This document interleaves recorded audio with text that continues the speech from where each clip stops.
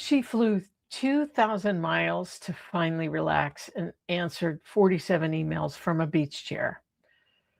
The lighter she needed to travel had nothing to do with her suitcase. Welcome back. This is Dr. Lisa. We're on day 4 of vacation, and today we're talking about a client who flew 2,000 miles to relax and answered emails sitting on the beach.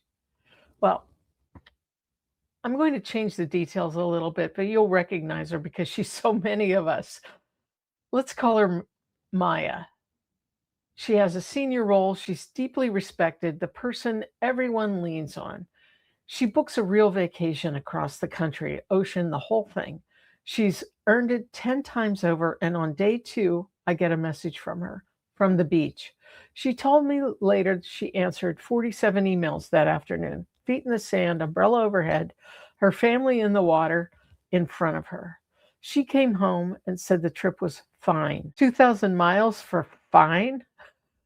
And within a few days, she was more tired than before she left. So now, this whole week, we've been saying you bring your nervous system with you. Maya is the clearest example I know. She didn't have a rest problem. She was in a beautiful place with time off. She had a detachment problem, and she packed it in her carry on. Charlotte Fritz at Portland State University studies exactly this: psychological detachment, whether your mind actually disengages from work during time off. And her research is clear that detachment is a huge driver of whether you truly recover. Stay mentally tethered, checking, monitoring, half available, and the body never gets the signal that it's safe to power down. You can be on a beach and still be at work, and your nervous system believes the work. These 47 emails weren't the whole problem. The problem was the open channel. Because when you answer one, you're now waiting for the reply. You're scanning. Part of you never left the office. You just moved the office somewhere with a better view. Here's what shifted for Maya, and notice it was internal, not logistical.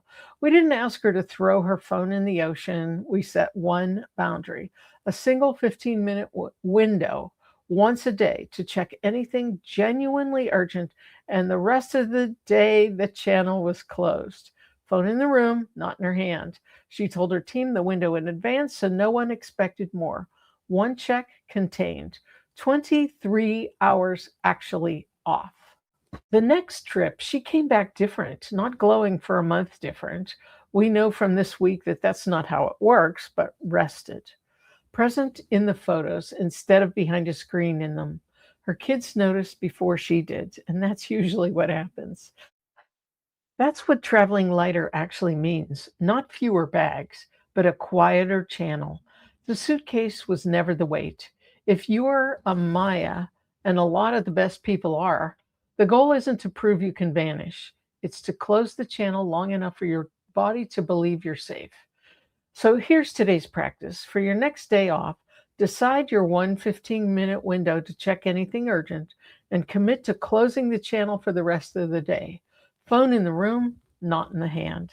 That's day 4. I put the exact one window boundary, including what to tell your team, in a short guide and the links in the comments. Grab it and tell me, are you a Maya? If this gave you one easier breath, help pass it on.